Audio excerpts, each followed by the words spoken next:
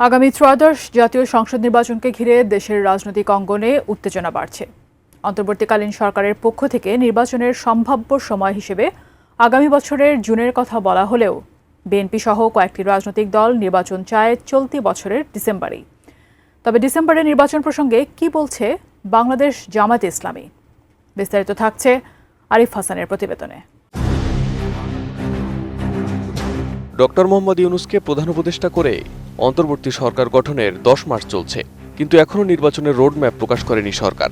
যদিও আগামী বছরের জুনের মধ্যে সরকারের পক্ষ থেকে নির্বাচনের সম্ভাব্য সময়সীমার কথা বলা হয়েছে, কিন্তু সরকারের এই সিদ্ধান্তের বিরোধিতা করছে দেশের বৃহৎ রাজনৈতিক দল বিএনপি। দলটি চায় আগামী ডিসেম্বরেই নির্বাচন অনুষ্ঠিত হোক।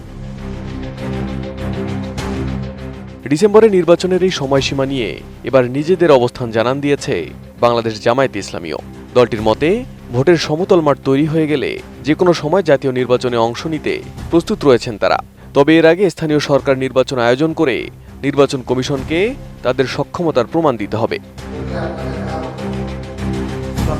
মঙ্গলবার রাজধানীর বনানীর একটি হোটেলে আয়োজিত মিট দ্য প্রেস অনুষ্ঠানে এসব কথা জানান জামায়াতে ইসলামীর আমির ডক্টর শফিকুর রহমান। যে জাতীয় নির্বাচন হচ্ছে সিদ্ধান্তকারী নির্বাচন, জাতির ভাগ্য নিয়ন্ত্রণের নির্বাচন। এর আগে যদি স্থানীয় সরকারের নির্বাচন হয়, যেটা নিয়ে এখন পাবলিক সাফারিং হিউজ, আপনারা জানেন যে একমাত্র ইউনিয়ন পরিষদ ছাড়া স্থানীয় সরকারের আর কোনো স্তর এখন কার্যকর নেই। এতে জনগণ খুবই কষ্ট পাচ্ছে এবং ক্ষতিগ্রস্ত হচ্ছে।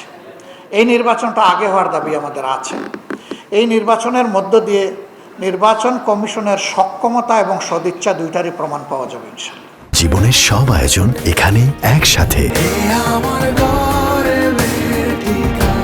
নির্বাচনের সময়সীমা নিয়েও মত দেন শফিকুর রহমান।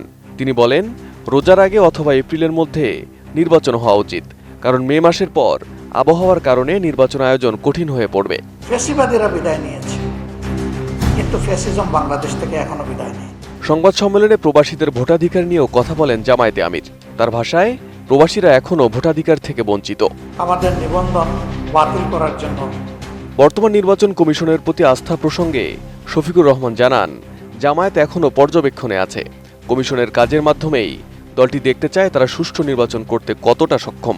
সেই সাথে দলটির নিবন্ধন ও প্রতীক ফেরতের বিষয়েও আশা প্রকাশ করেন জামায়াতে আমির। বিদেশে অবস্থানরত প্রত্যেকটি বাংলাদেশিকে ভোটের অধিকার তাদেরকে দিতে হবে। এই তালিকাভুক্ত তাদেরকে অবশ্যই করতে হবে, এবং এটা খুব দুঃসহ ব্যাপার নয়।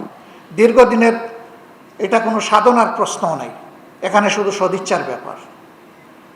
ইসি কথা দিয়েছেন তারা এটা করবেন, কিন্তু আমরা দৃশ্যমান কোনো পদক্ষেপ দেখতে পাচ্ছি না। আমরা উদ্বিগ্ন।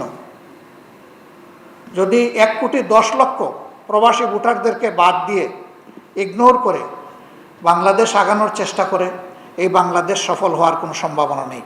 এছাড়া বাংলাদেশের রাজনীতি, সমাজ ও সংস্কৃতিতে অন্য দেশের আধিপত্য জামায়াতে ইসলামী মেনে নেবে না বলেও হুঁশিয়ারি দেন শফিকুর রহমান।